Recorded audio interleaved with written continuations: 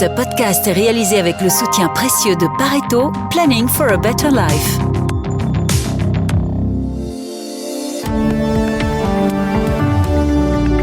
Bonjour à tous et à toutes et bienvenue dans Z sur 7, votre podcast d'actualité financière quotidien. Vous avez fait le bon choix en entamant votre semaine en notre compagnie.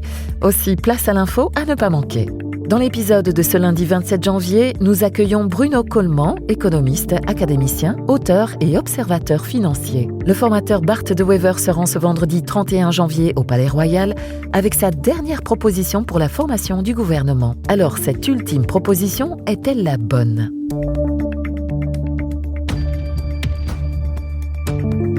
Z sur 7, l'info à ne pas manquer. Un expert interviewé par Trends Tendance analyse les racines d'une actualité forte.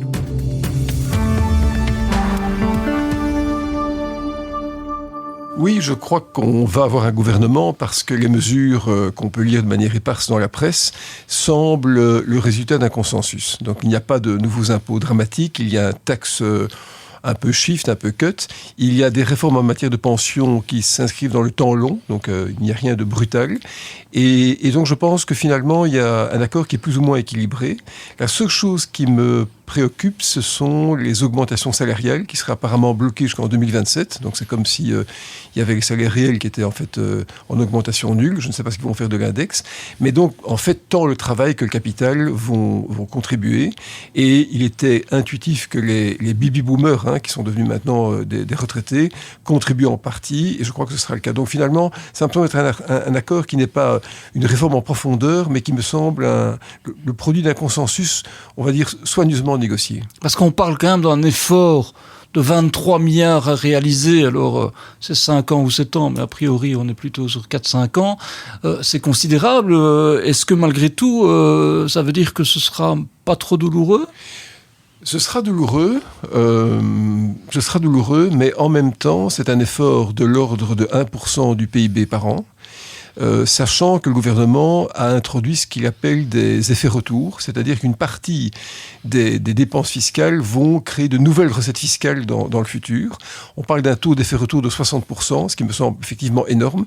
Mais donc, si on tient compte de ces effets retours calculés par le gouvernement, l'effort ne sera pas extrêmement douloureux. Mais c'est toujours un peu aléatoire, un effet retour. Oui, un effet retour, c'est aléatoire. Donc un taux de 60%, c'est élevé. En économie, on parle plutôt d'un taux de 40 à 50%. Donc 60, c'est vraiment très élevé. D'autant plus qu'on est dans une économie qui est très imbriquée et que finalement, comme la population a vieilli, l'effet retour ne peut venir que de la population active, pas de la population qui est aujourd'hui qui est retraitée. Mais globalement, si l'effet retour se confirmait, ce serait un effort qui serait partagé et pas gigantesque. C'est comme en matière de taxation des plus-values, c'est moins grave qu'on ne le pense. La seule chose, moi, qui me déçoit, c'est qu'en fait, on a un gouvernement qui se forme au moment où Trump est en train d'annoncer des mesures spectaculaires en matière de promotion de l'innovation et du capital à risque, et qu'il n'y a aucune mesure de stimulation du capital à risque. Alors que par contre, les allocations sociales sont protégées dans une large mesure. Donc, et qu'est-ce qu'on devrait imaginer pour soutenir justement ça ? On aurait pu imaginer beaucoup de choses. Réinstaurer par exemple les intérêts notionnels qu'on a arrêtés en Belgique alors qu'ils sont reconnus et promus au niveau européen. On aurait pu imaginer des situations de détaxation des startups, des situations de déduction des investissements qu'on fait, comme c'était le cas en 82-83, c'est-à-dire qu'à l'époque, on pouvait déduire jusqu'à 40 000 francs belges, soit 1 000 euros d'investissement nouveau dans des sociétés qui levaient du capital frais. Et donc, c'était déductible pour autant qu'on garde des actions pendant 5 ans. On aurait pu être plus imaginatif. Donc, il est dommage de voir que finalement, on ne reconnaît pas le besoin absolu de réindustrialiser par l'innovation de notre économie. Vous parliez récemment dans un post sur LinkedIn, je le dis, ils sont innombrables et bien intéressants.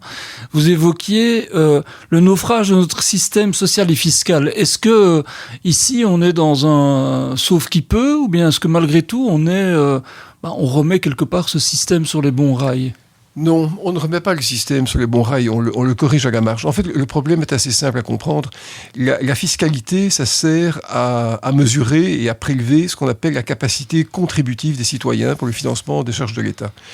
La sécurité sociale, c'est d'une autre nature, c'est de nature assurantielle, c'est-à-dire que les cotisations doivent servir à payer les dépenses sociales, les retraites, les soins de santé, le chômage. Et ce qu'on constate, c'est qu'aujourd'hui, eu égard à l'inversion des courbes démographiques, la partie des dépenses sociales qui est financée par les cotisations n'est plus que de 2/3. Donc il y a 1/3 des prestations sociales qui sont financées par l'impôt. Ça veut dire que dans une situation de vieillissement croissant de la population et donc de dépenses sociales en augmentation, avec une population active moins nombreuse en termes relatifs, c'est immanquablement l'impôt qui de plus en plus va contribuer au financement de la sécurité sociale. Donc on est en train de mélanger deux logiques. Bon, c'était un peu le cas auparavant, c'est beaucoup plus le cas maintenant, mais ça veut dire aussi que si la population garde l'espérance de vie qui est prévue, on devra sans doute avoir de nouveau un redressement, on va dire, fiscal dans les prochaines années pour corriger ces dérives qui ne peut que s'accentuer. Parce qu'on a déjà souvent parlé, par exemple, de la réforme des pensions ensemble.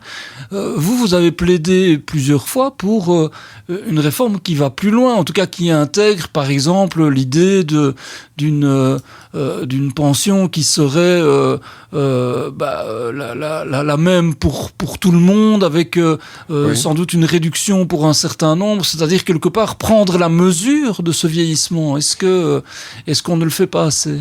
Mais c'est très compliqué parce qu'en fait, le système de pension est basé sur ce qu'on appelle la solidarité intergénérationnelle. Donc, quand on cotise pour sa pension, on ne cotise pas pour soi, mais on cotise en fait pour quelqu'un qui est maintenant retraité. Et donc, il ne faut pas décevoir les retraités d'aujourd'hui parce que sinon, les travailleurs actifs qui cotisent vont se dire qu'il n'y a personne derrière eux pour payer leur propre retraite. Donc, il faut garder cette espèce de flux continu de financement. Mais je crois qu'immanquablement, on va arriver à une situation plus ou moins d'allocation universelle en matière de pension. Parce que la réalité, c'est que pour les personnes qui n'ont pas eu des carrières complètes, et je pense essentiellement aux femmes qui seraient maintenant isolées, la pension est tout à fait insuffisante pour avoir un niveau de vie décent. Mais on ne prend pas ce chemin-là pour le moment. Non, on ne prend pas ce chemin-là et c'est dommage parce que on crée des poches de pauvreté chez les personnes plus âgées sans garantir pour autant aux personnes jeunes maintenant et actives que les pensions sont suffisamment robustes quand ils seront âgés pour pouvoir subvenir à leurs besoins. Donc là, il y a un problème de vision à long terme. C'est pour ça que ce n'est pas du tout une révolution en matière de pension, c'est un ajustement.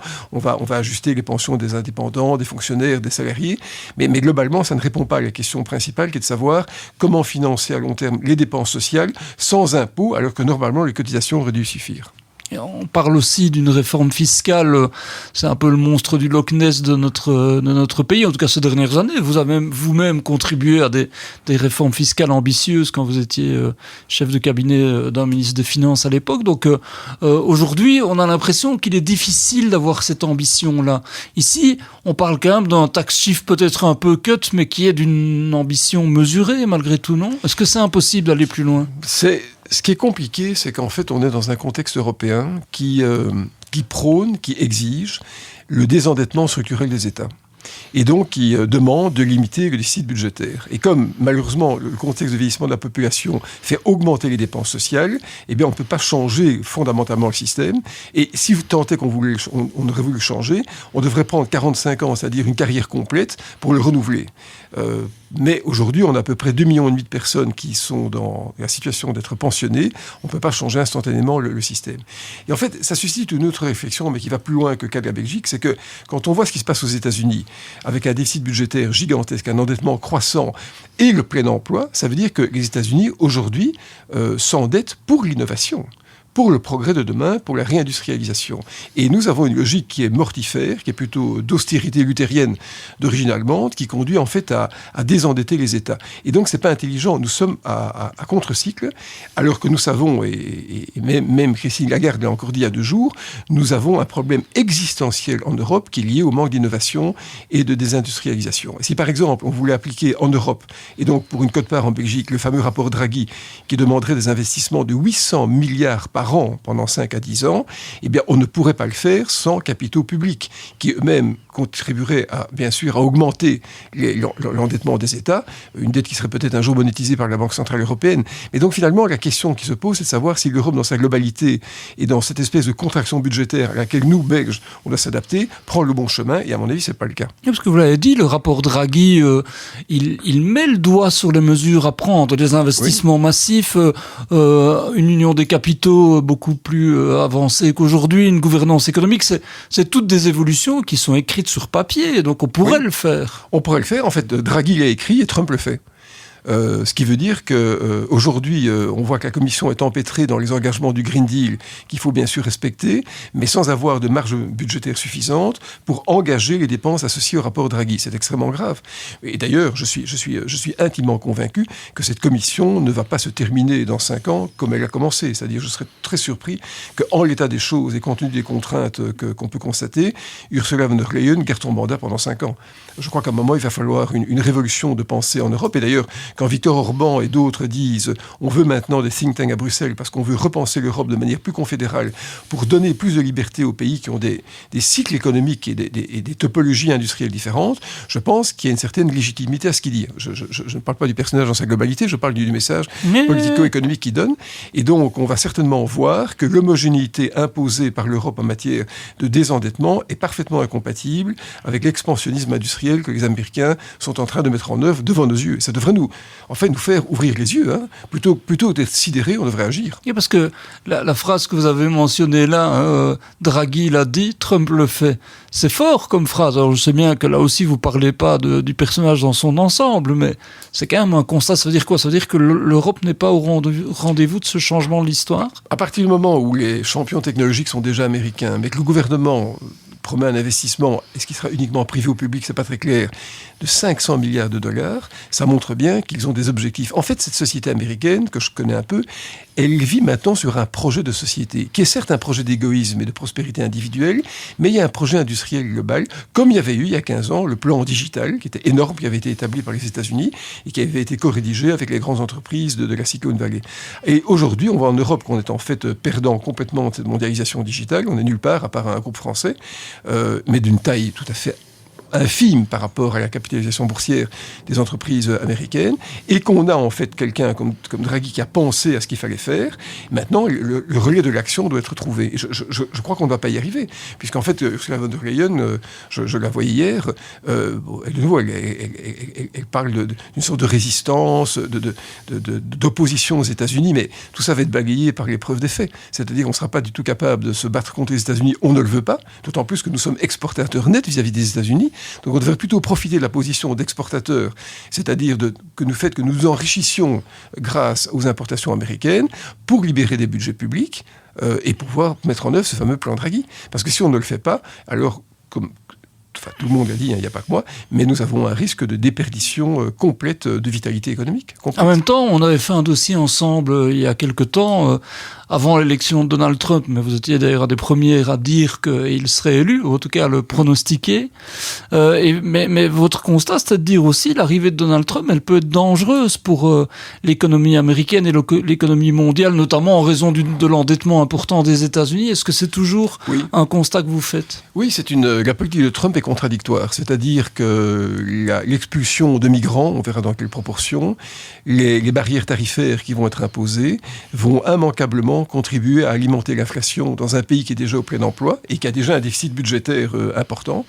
Donc l'inflation, ça veut dire des taux d'intérêt plus élevés, ça veut dire un coût de la dette qui augmente, et donc c'est un cycle un peu infernal.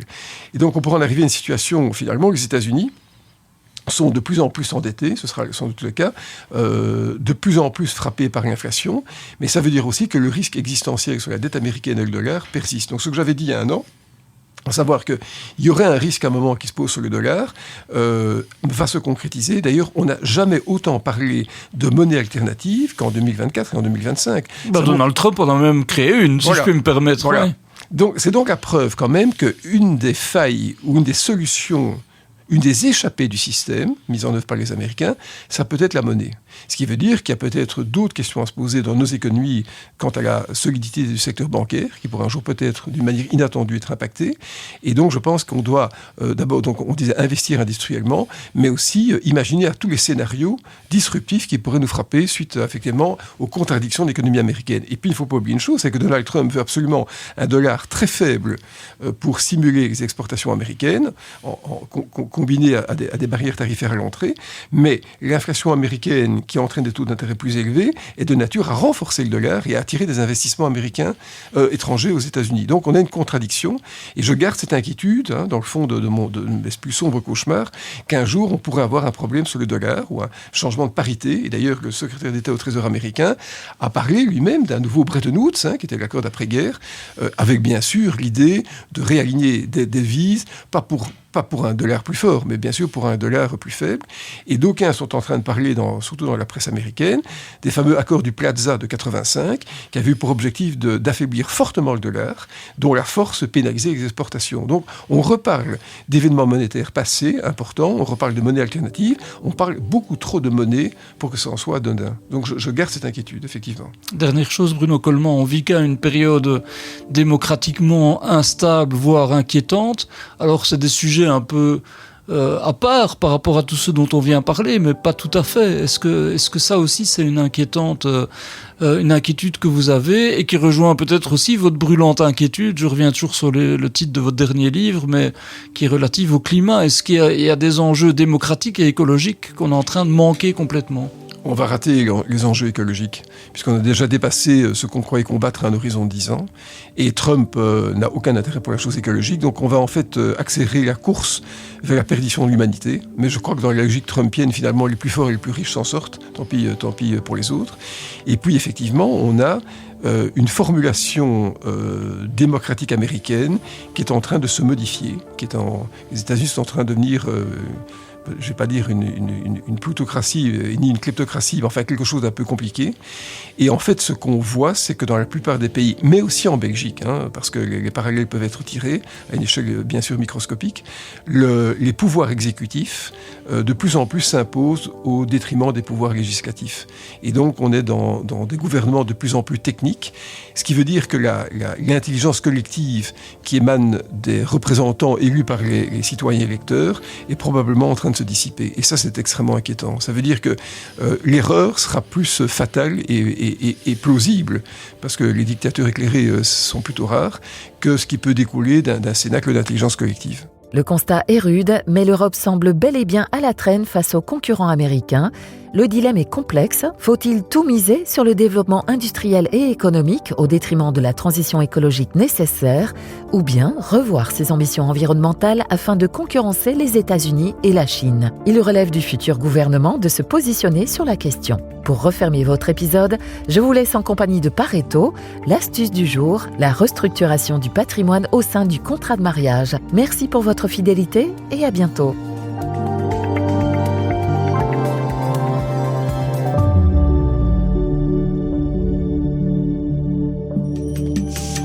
Une minute pour faire fructifier et sécuriser votre patrimoine.